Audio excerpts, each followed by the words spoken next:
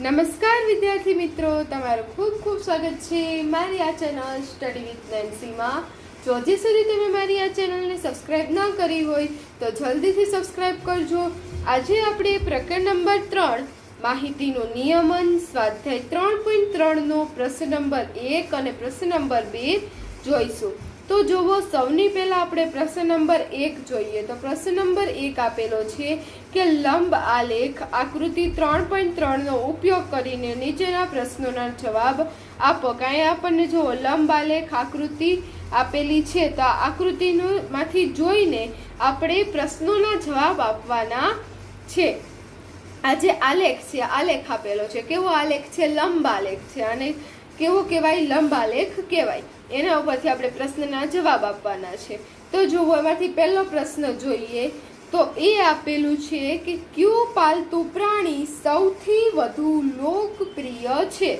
કે કયું પાલતુ પ્રાણી સૌથી વધુ લોકપ્રિય છે? તો અહીંયા તમે જોશો કે જે લંબ આલેખ છે એમાં અલગ અલગ વિવિધ પ્રાણીઓના નામ લખેલા છે, પાલતુ પ્રાણીઓના નામ લખેલા છે। અને એની જે આજે એક્સ અક્ષ કહેવાય, આડી લીટી હોય એને એક્સ અક્ષ કહેવાય, ઊભી લીટી હોય એને વાય અક્ષ કહેવાય। તો એક્સ અક્ષ પર વિવિધ પ્રાણીઓના નામ લખેલા છે અને વાય અક્ષ પર તેની સંખ્યા લખેલી છે।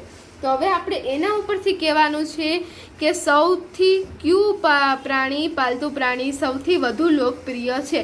તો સૌથી લોકપ્રિય કોણ હોય કે જેની સંખ્યા સૌથી વધુ હોય? તો આપણે પહેલા જે લંબ આલેખ છે એમાંથી સંખ્યા જોતા આવડવી જોઈએ। તો અહીંયા આપણો 8મો, અહીંયા તમે જોશો કૂતરો, તો કૂતરાને તમે લંબ આલેખમાં જોશો તો આની જે લંબ આલેખમાં જે સ્તંભ છે આને શું કહેવાય? સ્તંભ કહેવાય।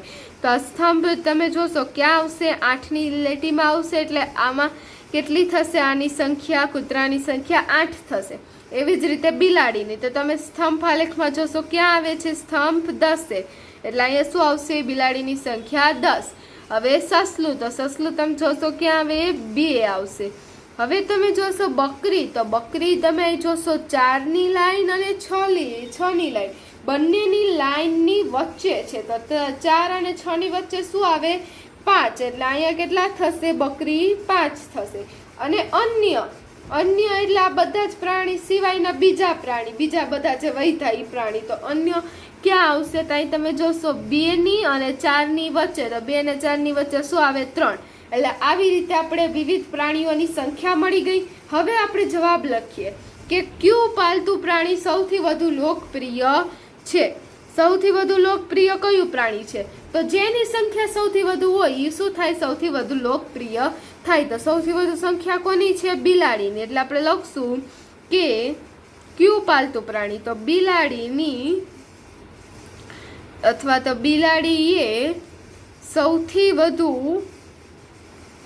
લોકપ્રિય પ્રાણી છે। સૌથી વધુ લોકપ્રિય પ્રાણી છે કે સૌથી વધુ લોકપ્રિય કોણ છે? બિલાડી। હવે એવી જ રીતે બીજા પ્રશ્નનો બી નો જવાબ જોઈએ। તો જુઓ, બી આપેલો છે કે કેટલા વિદ્યાર્થીઓનું પાલતુ પ્રાણી કૂતરો છે? કે કેટલા વિદ્યાર્થીઓ પાસે કૂતરા છે? તો આપણે કહેવાનું છે। તો અહીં તમે જોશો કૂતરાની સંખ્યા કેટલી છે? 8 છે। એટલે કેટલા વિદ્યાર્થીઓ પાસે કૂતરા હશે? 8 પાસે। એટલે આપણે લખશું કે 8 વિદ્યાર્થીઓનું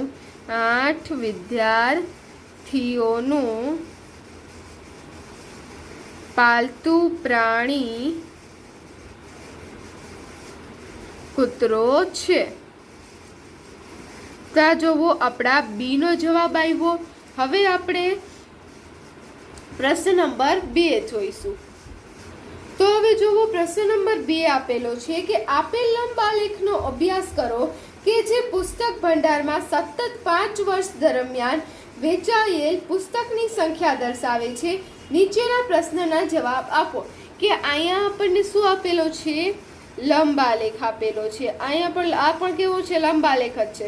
હવે એના ઉપરથી આપણે કહેવાનું છે કે પુસ્તક ભંડારમાં પુસ્તક જ્યાં વેચાય ત્યાં આપણને 5 વર્ષ દરમિયાન, એટલે આ જુઓ 1, 2, 3, 4 અને 5 વર્ષનું છે વેચાયેલ, 5 વર્ષમાં જેટલા પુસ્તક વેચાયેલા હતા તે બધા જ પુસ્તકોની સંખ્યા દર્શાવેલ છે। બધા જ પુસ્તકોની સંખ્યા આપેલી છે। તો હવે એના ઉપરથી આપણે પ્રશ્નોના જવાબ લખવાના છે। તો પહેલા આપણે આલેખને સમજી લઈએ। આલેખમાં કેટલી સંખ્યાઓ, કેટલી પુસ્તકની સંખ્યાઓ છે, કેટલા વર્ષ છે.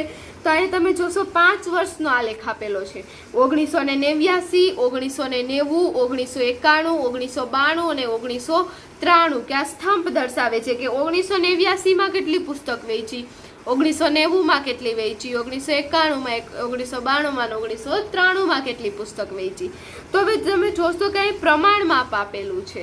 પ્રમાણ માપ કેટલું છે? 1 સેમી બરાબર 100 ચોપડી. કે તમે જ્યારે આલેખમાં દોરશો ને ત્યારે નાના નાના 1 સેમીના ચોરસ બોક્સ આવેલા હોય, તો એમાં આપણે 1 સેમી એટલે 1 બોક્સ બરાબર કેટલા લેવાના? 100. અહીં આપણે જોવો કેટલા લીધા છે, 1 સેમી બરાબર કેટલી લીધી છે? 100 ચોપડી લીધી છે. અહીં 100, પછી પાછી 100, પાછી 100, એવી રીતે 1 સેમી આપણે 100 ચોપડી લીધી છે.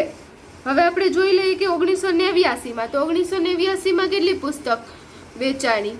તો હવે અહીંયા તમે જોશો કે આ જે 1989 છે તે 200ની એકદમ લાઇનમાં નથી, એટલે 200થી ઓછી થશે, અને 100 અને 200ની વચ્ચે પણ નથી, એટલે 150 નહીં થાય. કેમ કે અહીંયા 150 આવે તો 150થી તો ઉપર છે આ લીટી જોવો. તો આમાં આપણે શું લખશું? 180 આવશે. કુલ કેટલી પુસ્તકો વેચાણી? 180 પુસ્તકો વેચાણી. હવે એવી જ રીતે અહીંયા 450, પણ 450થી અહીંયા થોડાક નીચે, એકદમ ઉપર હતું પણ અહીંથી થોડુંક નીચે છે. કેટલું લેશું આપણે? 475. 1990માં કેટલી પુસ્તક વેચાણી? 475. હવે 1991માં એકદમ ઇઝી, કે 300ની લાઇનમાં જ છે. પુસ્તક કેટલી વેચાણી? 300 પુસ્તકો વેચાણી. હવે 1992માં તમે જોશો કેટલી છે? આ 200થી થોડીક ઉપર છે, એટલે કેટલા આવે? 225. કે આ જે 200 હતા તો 200ની વચ્ચે 250, અને 250 ને 200ની વચ્ચે કેટલા થઈ? 225. ત્યાં તમે જોશો 225 આવશે. અને હવે 1993, તો 1993માં પણ એકદમ ઇઝી, આ 600ની લાઇનમાં જ છે. એટલે 1993માં કેટલી પુસ્તકો વેચાણી? 600 પુસ્તકો વેચાણી. હવે એના ઉપરથી આપણે પ્રશ્નોના જવાબ આપીએ. તો જુઓ, પહેલો પ્રશ્ન આપેલો છે કે 1989, 1990 અને 1992ના દરેક વર્ષમાં કેટલા પુસ્તકોનું વેચાણ થયું હશે. તો આપણે એ કહેવાનું છે 1989માં, 1990માં અને 1992માં કેટલા પુસ્તકોનું વેચાણ થયું. તો આપણે ઉપરના સ્તંભ આલેખમાંથી જ જોઈને પ્રશ્નના જવાબ દેવાના છે.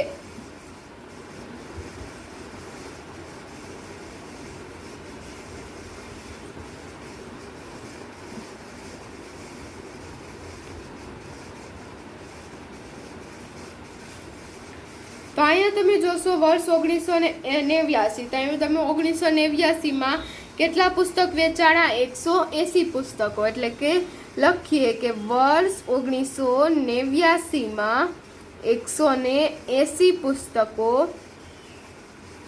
પછી એના પછી કયું વર્ષ કીધું છે? 1990. તો 1990માં કેટલા વેચાણા? 475. એટલે વર્ષ 1990માં 475 પુસ્તકો. 475 પુસ્તકો. હવે એના પછીનું કયું વર્ષ આપેલું છે? 1992. તો 1992માં કેટલા પુસ્તકો છે? 225. એટલે આપણે લખી દઈએ કે વર્ષ 1992માં 225 પુસ્તકો નું વેચાણ થયું.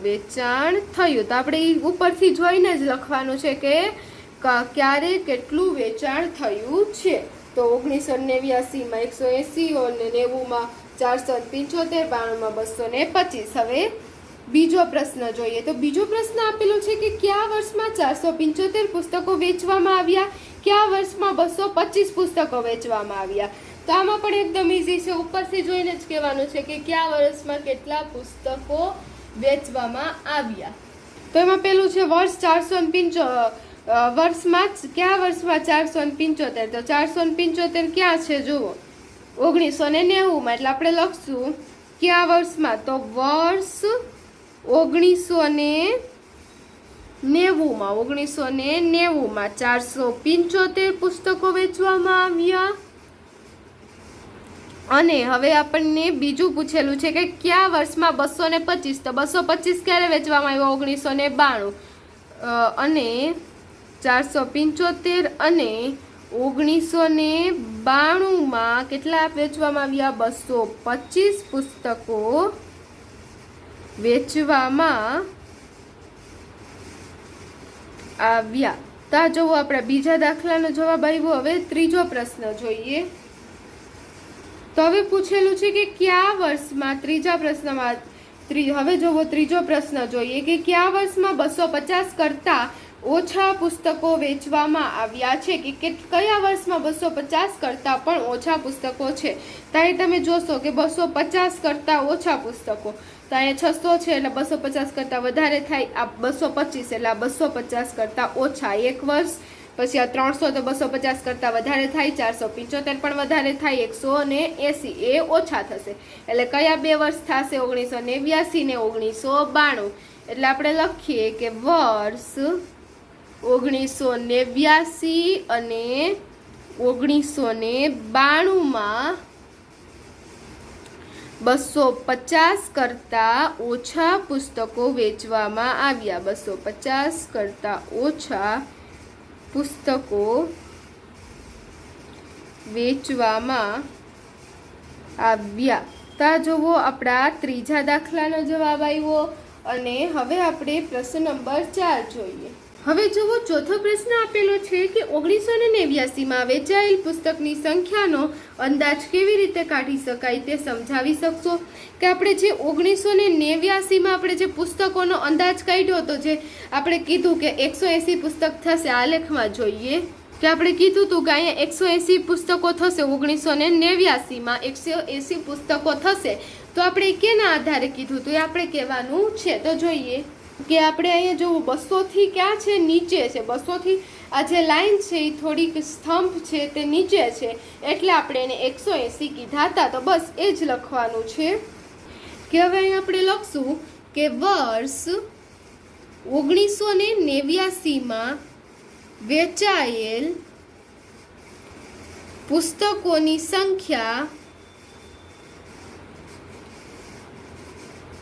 200 કરતાં કેટલી છે? ઓછી છે। 200 કરતાં ઓછી છે, એટલે તેને આપણે 180 જેટલો અંદાજ કાઢ્યો હતો। કે 200 કરતાં ઓછી અને 150 કરતાં થોડીક ઉપર હતી, એટલે આપણે એને 180 જેટલો અંદાજ કાઢ્યો હતો। તો આવી રીતે તમે જવાબ લખી શકો છો। તો અહીં જોવો આપણો જે પ્રશ્ન નંબર 1 અને પ્રશ્ન નંબર 2 હતો તે પૂર્ણ થાય છે। જો તમને વિડીયો પસંદ આવ્યો હોય તો લાઈક શેર સબસ્ક્રાઈબ કરજો। જો હજી સુધી તમે મારી આ ચેનલને સબસ્ક્રાઈબ ના કરી હોય તો જલ્દીથી સબસ્ક્રાઈબ કરજો, જેથી તમને મારા બધા જ વિડીયો સૌથી પહેલાં મળી રહે।